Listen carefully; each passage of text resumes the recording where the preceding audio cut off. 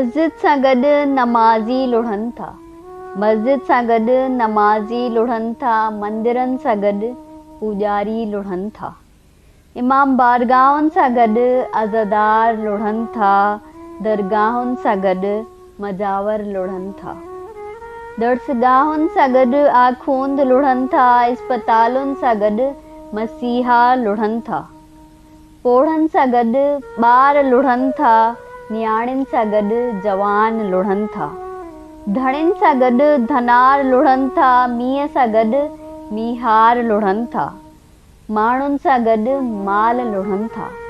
माण्हुनि सां गॾु माल लुढ़नि था। माज़ीअ सां गॾु हाल लुढ़नि था। पीरनि सां संदनि पगदार तरनि था। पीरनि सां गॾु संदनि पगदार तरनि था। ज़मींदार सां गॾु ज़रदार तरनि था। चोरनि सां गॾु पाथारेदार तरनि था। ॾोहारियुनि सां गॾु थाणेदार तरनि था।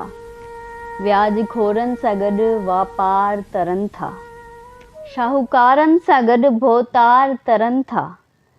कांइर सां गॾु कमदार तरनि था। दुश्मन सां गॾु अगियार तरनि था। जाबिरनि सां गॾु जवाबदार तरनि था। कातिलनि सां गॾु खूंखार तरनि था। सिंध तुंहिंजे लाइ झोल झलीनि था। सिंध तुंहिंजे लाइ झोल झलीनि था। रातिया ॾींहं रूह रोलीनि था। कंहिंसां कोन पंहिंजा सूर सलीनि था। होजे ॾुखे वक़्त में ॾातार थी आहिनि। होजे ॾुखे वक़्त में ॾातार थी आहिनि। सिंध जे दर्दनि जो दरमान थी आहिनि। नई सिंध जा नवां उबदार थी आहिनि। पोढ़नि जी हो सार लहनि था। पोढ़नि जी हो सार लहनि था। नियाणियुनि जो हू अंग ढकीनि था। ॿारनि सां जे प्यार करीनि था।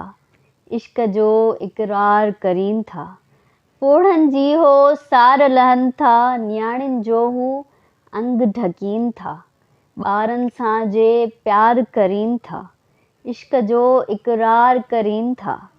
सिंध जूं नियाणियूं निर्वार थियूं आहिनि। सिंध जूं नियाणियूं निर्वार थियूं आहिनि। दुश्मन ते ॼणकारी वार थियूं आहिनि। सिंध जो हू नओं सींगार थियूं आहिनि। तिन नियाणियुनि खे निमी सवें सलाम। हुननि जे सिर सां तां सदको थियां।